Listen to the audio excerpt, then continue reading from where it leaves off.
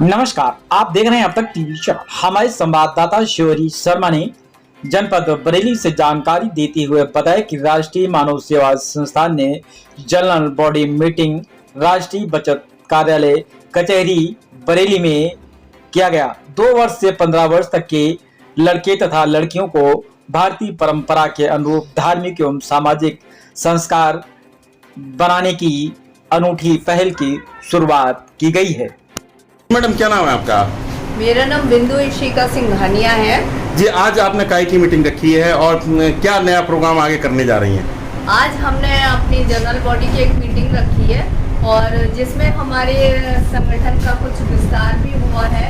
कार्यकारिणी कुछ विस्तार हुई है, राष्ट्रीय कार्यकारिणी का भी हमारा विस्तार हुआ है। प्लस हमने इसमें एक नई जो है संस्कारशाला हमने चलाने का निर्णय लिया है। अपनी सभी जो हमारे मौजूद लोग आपको दिख रहे हैं बैठे हुए, इनके साथ मिलके कि जो 2 साल से लेके 10 साल तक के बच्चे हैं और जिनमें संस्कार कहीं ना कहीं विलुप्त होते जा रहे हैं।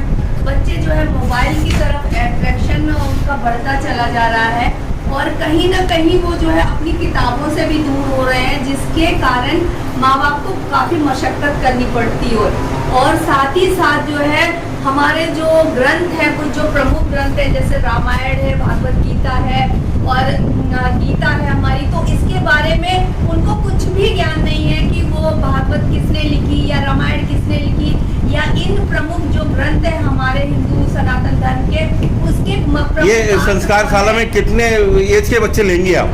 इसमें हमारे 2 साल से लेके 10 साल तक के बच्चे होंगे, जिनको क्योंकि ये एक गीली मिट्टी होती है, तो गीली मिट्टी को आप जैसे चाहे गूंद के उसको उस प्रकार से आकार दे देंगे। तो संस्कार अगर डालने होते हैं तो यही उम्र होती है, इसके बाद फिर बच्चे हमें संस्कार सिखाने लग जाएंगे। तो इसलिए हमने ये विडंबना देखते हुए, क्योंकि हर माँ बाप की ये शिकायत आ रही कि हमारे बच्चे हमारी ही नहीं सुनते हैं, हमारे बच्चे टीवी में लगे होते हैं, हमारे बच्चे मोबाइल पे लगे होते हैं। तो और उनके बारे में जब भी पूछा जाए कि रामायण के कौन से पात्र हैं, महाभारत के कौन से पात्र हैं, या रिलेशन में ही, क्योंकि पहले क्या है, हम लोग चाचा ताऊ और काकी बुआ फूफा मौसी ये सारे रिश्ते एक अपनापन लाते थे। अब सारे रिश्ते एक ही शब्द में सिमट के रह गए हैं, जिसको आंटी कहा जाता है। वो 18 साल की हो तो भी आंटी है और जो है 98 साल की है तो भी आंटी है। तो उस रिश्तों को भी हमें कहीं ना कहीं सहेजना है, उन बच्चों को उस रिश्ते की महत्वता भी बतानी है। तो ये सारे संस्कार जो नहीं केवल आप धार्मिक ही सिखाएंगे या कुछ ऐसा भी सिखाएंगे जिससे कि जो आने वाले मेहमानों के सामने भी नतमस्तक हो, एक उनकी अच्छी छवि जाए, इस विषय में क्या कहेंगे? नहीं, अध्यात्म के साथ साथ उनको संस्कारशाला ही यही है। क्योंकि क्या है, पहले जब हम लोग कभी छोटे थे तो घर में कोई मेहमान आता था तो यथोचित हम लोग उसको नमस्ते बोलते थे।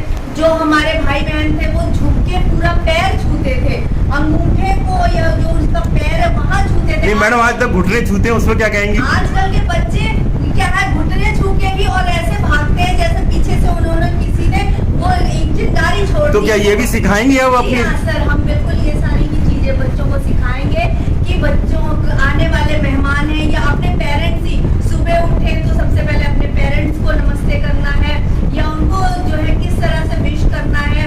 और फिर गायत्री मंत्र है उसका भी जाप करना है, कुछ हमारे पंचाक्षरिक मंत्र है उसका उनको स्मरण कराना है। तो वो सारी चीजें मैंने कहा ना, एक ही शब्द में बताया कि वो गीली मिट्टी है, उनको जिस तरह हम आकार देंगे वो उसी आकार में ढल जाएंगे।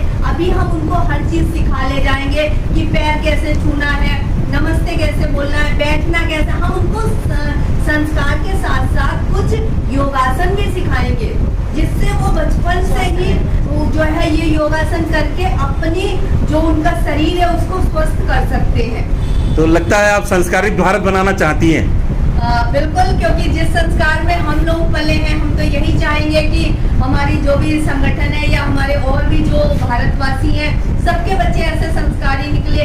क्योंकि कहीं ना कहीं माँ बाप ये कहते हुए पाए जाते हैं हमारे बच्चे हमारी नहीं सुनते हैं, तो वो कहीं ना कहीं बड़ी तकलीफ होती है। क्योंकि माँ बाप की पूंजी बच्चे होते हैं, जब वो बच्चे बिगड़ जाते हैं तो उनके जीवन की सारी पूंजी वहीं पे खत्म हो जाती है और वही बच्चे जब झुक झुक के माँ बाप को प्रणाम। चलिए, मेरी शुभकामनाएं हैं इस के लिए और मैं आगे बढ़ता हूँ। जी, क्या नाम है आपका?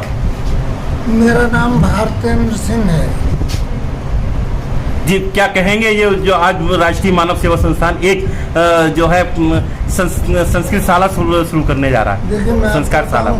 इस संस्था की जो योजनाएं हैं तो मुझे बहुत पसंद है और इसीलिए मैं इस संस्था से जुड़ा हूँ।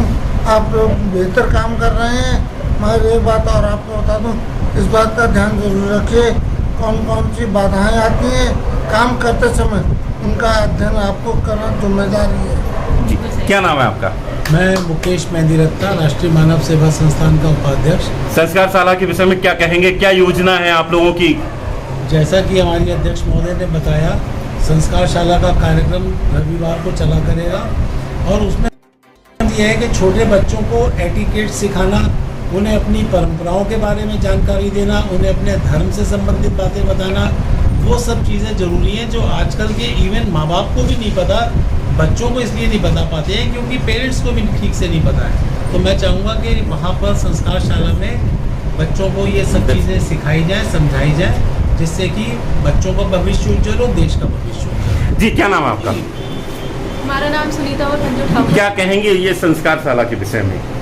इसके लिए तो जितने भी सब कहा जाए वो कम है, क्योंकि ये संस्कार देना जो हमारे मतलब यहाँ पे भारत में और परिवारों में हमारे बड़े, आपका सहयोग रहेगा इस कार्यक्रम हाँ में? बिल्कुल सहयोग रहेगा, नंबर 1 सहयोग रहेगा, हम सबका सहयोग रहेगा। जी, क्या नाम है आपका?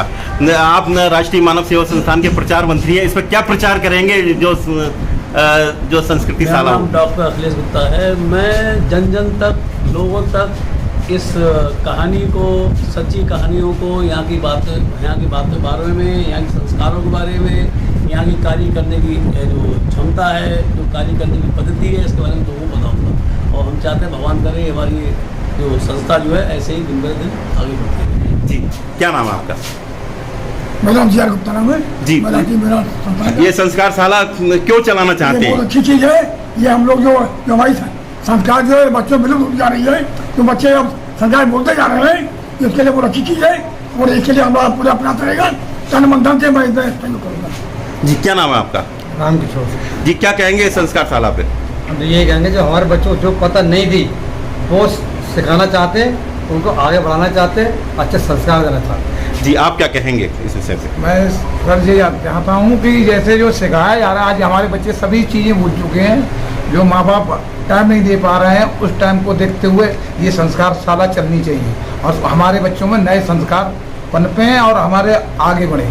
जी, आप राष्ट्रीय मानव सेवा संस्थान से जिला अध्यक्ष हैं, तो आप क्या कहेंगे, आपका क्या सहयोग रहेगा और आपका क्या कहना है, किस तरह से चलाएंगे? सहयोग तो पूरा रहेगा, लेकिन इसमें सबसे ज़्यादा दिक्कत हो रही है जो एकल फैमिली हो गई है या जिनके पेरेंट्स जो हैं नौकरी कर रहे हैं, बच्चों को नहीं कुछ सिखा पा रहे हैं, ये उनके लिए बहुत महत्वपूर्ण है कि जो बच्चे, जहाँ फैमिली एकल हो गई है, एक फैमिली हो गई जहाँ पे बाबा नहीं है, चाचा नहीं है, चाची नहीं है, उनको रिश्ते ही नहीं पता है, तो उनके लिए बहुत अच्छी चीज़ है। इसमें हम सबका सहयोग रहेगा, मेरा पूरा सहयोग रहेगा और ये खूब आगे तक जाए, इसके लिए सबको बधाई भी।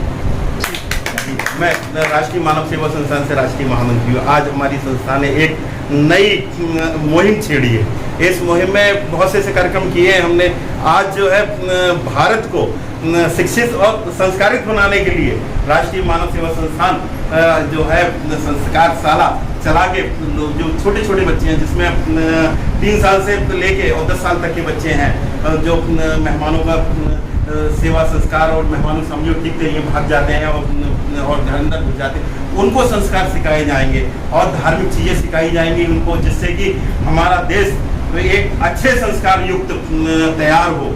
इसी के साथ मैं अपनी सारी टीम मेरे सामने बैठी है, जिनका सबका सहयोग है। हमारे राष्ट्रीय वरिष्ठ उपाध्यक्ष मेहंदी रत्ता जी हैं, हमारी जिला अध्यक्ष अंजू शुक्ला जी हैं, इधर हमारे संरक्षक जो है भारतेंद्र जी हैं, दूसरे संरक्षक हमारे जी.आर. गुप्ता जी हैं, हमारे प्रचार मंत्री जो है डॉक्टर अखिलेश गुप्ता जी भी हमारे सामने मौजूद हैं और हमारे सदस्य हैं आपके राकेश शर्मा जी और उधर रामकिशोर जी हैं। इन सबका सहयोग मिल रहा है और आप सबका सहयोग मिल रहा है। मैं क्षेत्रवासियों से सबसे कहूँगा कि हमारी जो राष्ट्रीय मानव सेवा संस्थान के द्वारा जो संस्कृति शाला चलाई जाए उसमें हम लोगों का सहयोग करें और बढ़ के सहयोग करें, जिससे कि हम देश को संस्कारित बनाने में सक्षम हो सके। जय हिंद, जय भारत।